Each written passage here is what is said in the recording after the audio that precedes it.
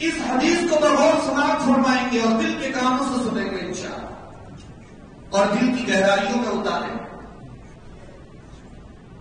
اور کبھی یہ مت سوچنا کہ ہمارے بولنے سے، ہمارے سننے سے، سمجھنے سے کیا ہوگا، پوری دنیا ہمارا ساتھ نہیں دے رہی ہے۔ بزرگوں اور عزیز دوستوں، انقلاب برپا کرنے کے لیے صرف چند دیوانوں کی ضرورت ہے، پوری دنیا کی ضرورت نہیں ہے۔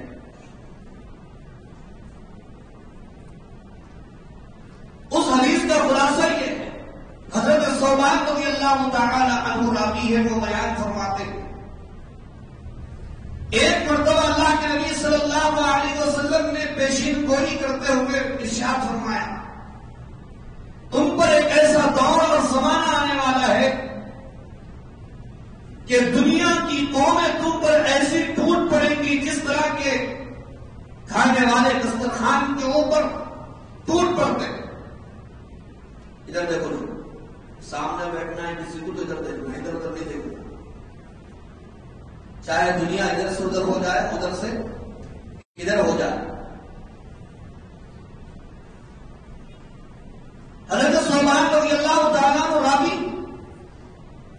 وہ بیان فرماتے ہیں، اللہ کے نبی صلی اللہ علیہ وسلم نے ایک مرتبہ بیان فرمایا، تم پر ایک ایسا دور اور ایسا زمانہ آنے والا ہے کہ تمہارے اوپر دنیا کی قومیں ایسی ٹوٹ پڑیں گی جس طرح کے دسترخوان پر لوگ ٹوٹ پڑتے ہیں اور کھانے والے دوسروں کو دسترخوان پر سجائی گئی چیزوں کو کھانے کی دعوت دیا کرتے ہیں۔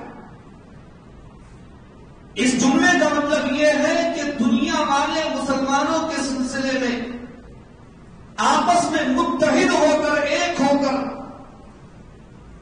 ایسی سازش کریں گے اور ایسی چالیں چلیں گے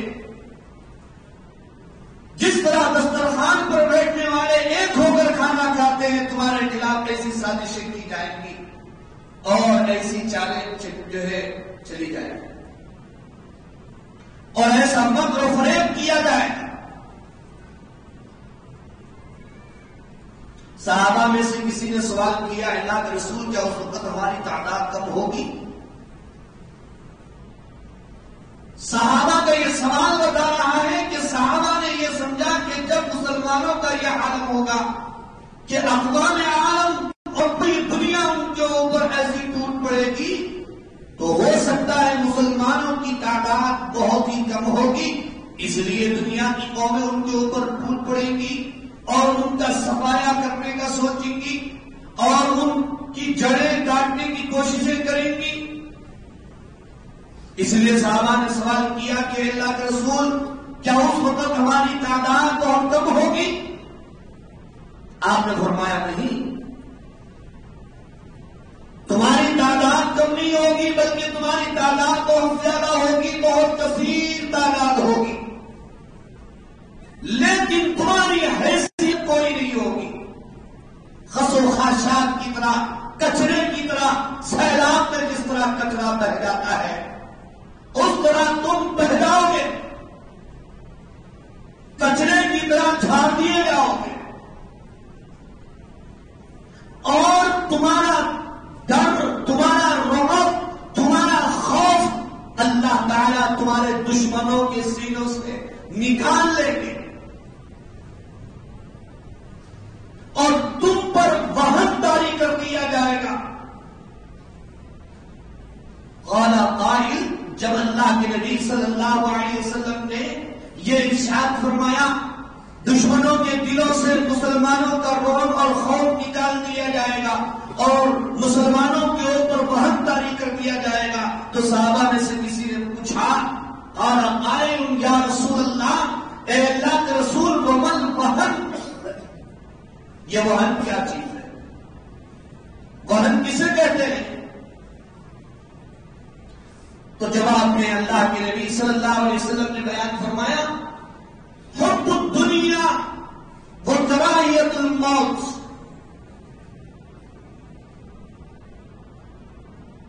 وہن کہتے ہیں دنیا کی محبت اور موت سے نفرت۔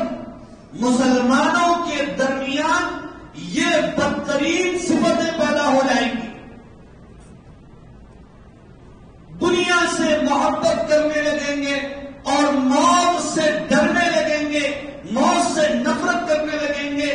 موت سے نفرت کرنے کا مطلب یہ ہوگا کہ آخرت سے غافل ہو جائیں گے، آخرت کی فکر سے غافل ہو جائیں گے، اپنی موت کو بھول جائیں گے، اپنی موت کی تیاری کو بھول جائیں گے، دنیا میں ایسے لگ جائے، دنیا میں ایسے پڑ جائے۔ اور صحابہ اکرام رضوان اللہ تعالی علیہم اجمعین، جن کا دور سنہری دور تھا، چمکتا دمکتا دور تھا، مسلمانوں کے لیے عزت مآب دور تھا، وہ دور ایسا دور تھا خیر القرون کا دور، ان کے رعب کا سورج دنیا میں چمکا تھا اور دنیا ان کے سامنے ذلیل و رسوا ہو کر آیا کرتی تھی۔ وہ جدھر چلے جاتے تھے وہ ایوانوں کے اندر زلزلے برپا ہوا کرتے تھے اور دشمن لرزہ بردار ہو جایا کرتا تھا۔ تو وجہ کیا تھی؟ ان کے پاس ایسے کون سے ہتھیار تھے، ان کے پاس ایسے کون سے اسلحہ تھے، ان کے پاس ایسی کون سی ایٹمی طاقت تھی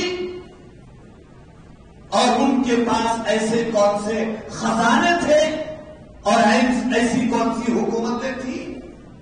بزرگوں، عزیز نوجوان دوستوں، اگر آج تاریخ اسلام کا، سیرت صحابہ کا مطالعہ کریں گے تو پتا چلے گا کہ ان کے پاس ایسی کوئی چیزیں نہیں تھی، بلکہ ان کی تلواریں ایسی تھی جن کے دستے بھی پیون زدہ تھے، ان کی تلواریں ایسی تھی جن کے دستے بھی ٹوٹے ہوئے تھے، ان کے پاس گھوڑے بھی نہیں تھے، ان کے پاس سواریاں بھی نہیں تھی، لیکن انہوں نے سمندروں کے سینوں کو چیر دیا تھا اور جنگل و بیابان کی پیٹوں کو روک دیا تھا۔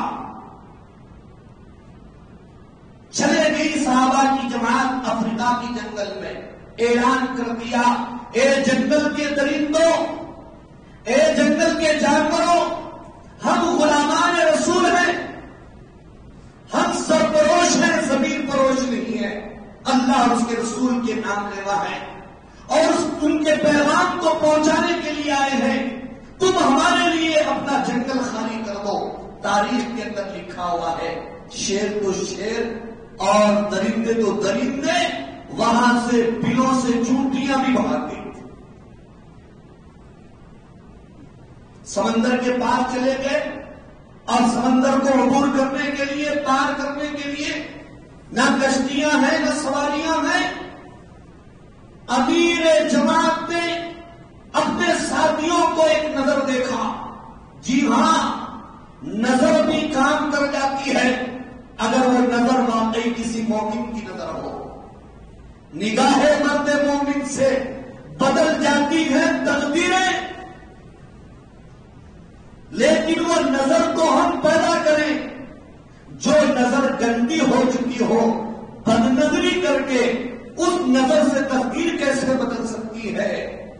کہا گیا قل للمؤمنین یغضوا من ابصارہم، مومنوں اپنی نظروں کو نیچے رکھو، اپنی نظروں کی حفاظت کرو۔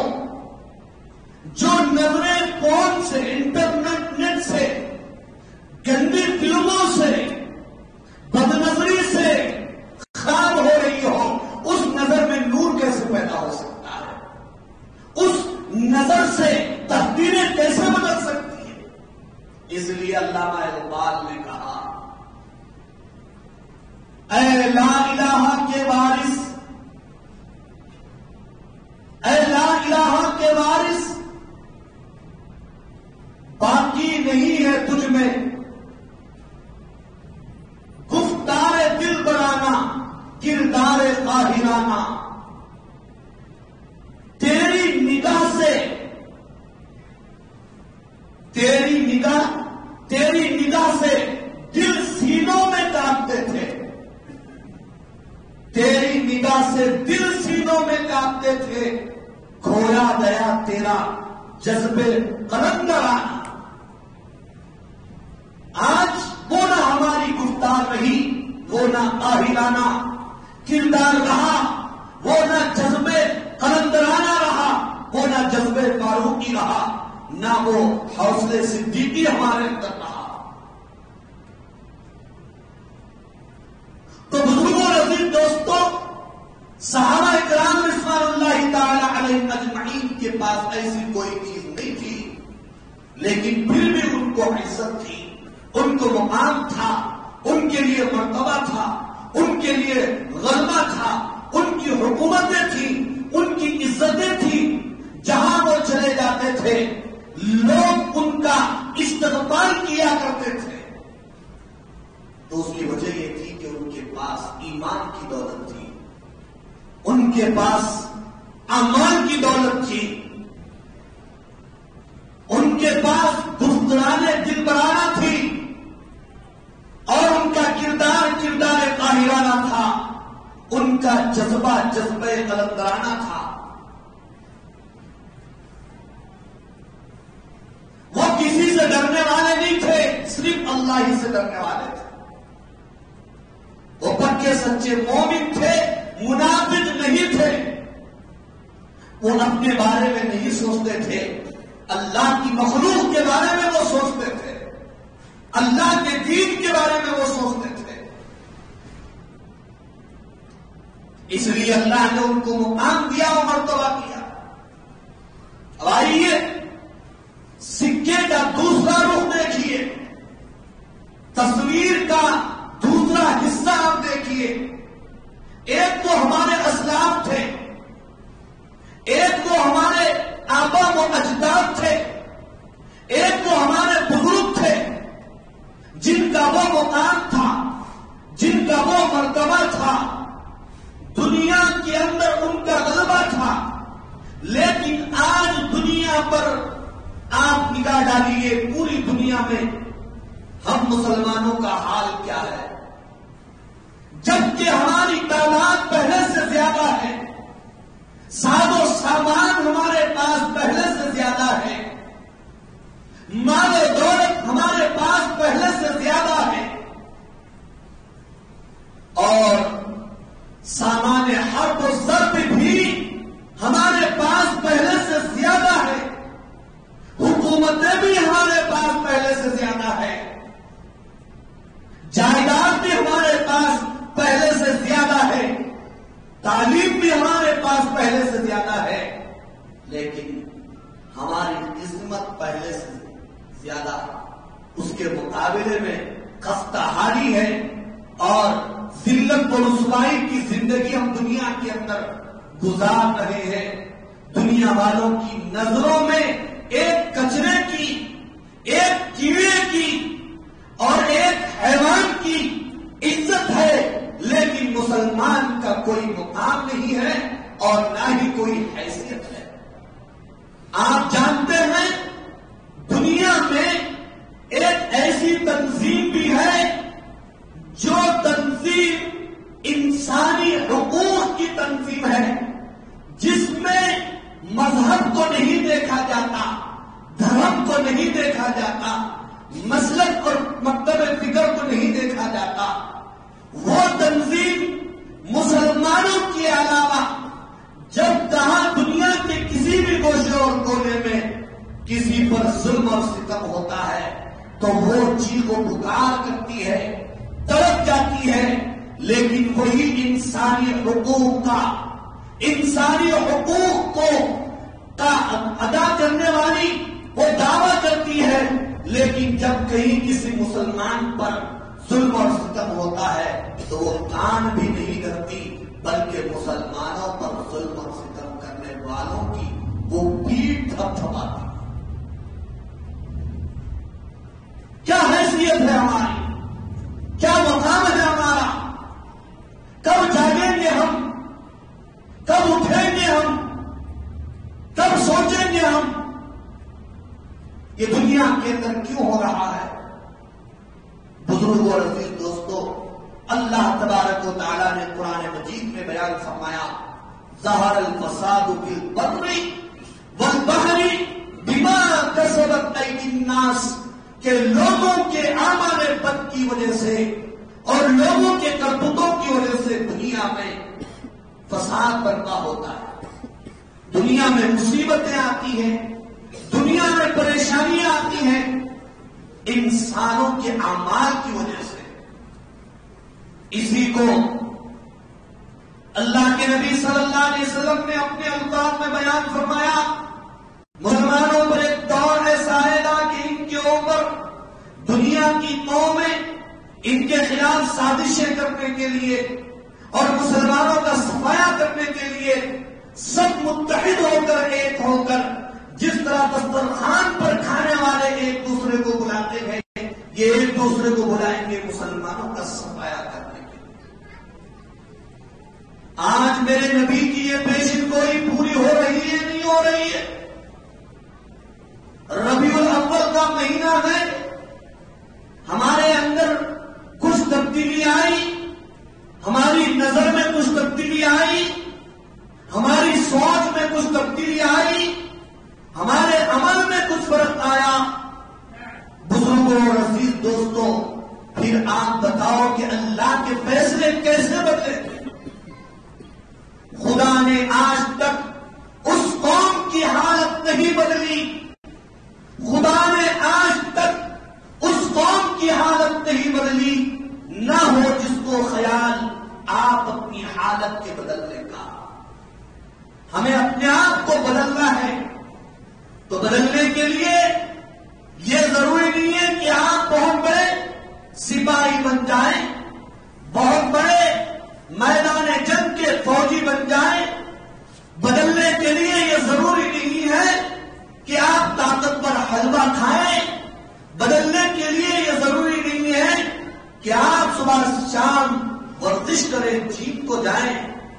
یہ تو جسم اس سے بدلے گا، روح نہیں بدلے گی۔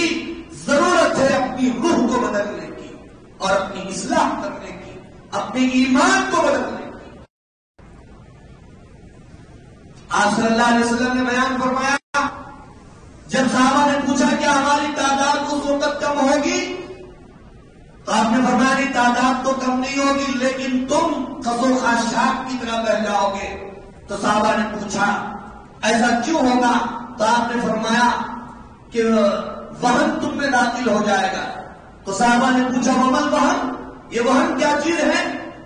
تو آپ نے بیان فرمایا حب الدنیا وکراہیت الموت، دنیا کی محبت دلوں میں بیٹھ جائے گی، فکروں میں بیٹھ جائے گی، خیالوں پر چھا جائے گی۔ صبح شام دوپہر ہر وقت دنیا دنیا دنیا اور دنیا کی محبت ہے۔ جب دنیا کی محبت دلوں پر چھا جائے گی تو پھر اللہ کی محبت نکل جائے گی۔ جب دنیا کی محبت چھا جائے گی، اللہ کے ذکر سے غافل ہو جاؤ گے۔ تو ضرورت اس بات کی ہے کہ دنیا کی محبت کو دلوں سے نکالا جائے اور دل کے اندر اللہ کی محبت پیدا کی جائے۔ والذین آمنوا اشد حبا للہ، ایمان والا اللہ سے پکی سچی محبت کرنے والا ہوتا ہے، بلکہ اللہ کے مقابلے میں وہ کسی سے محبت نہیں کرتا، اس میں رسول اللہ کی محبت بھی داخل ہو جائے۔ پھر موت سے نفرت کا مطلب آخرت سے غفلت ہے۔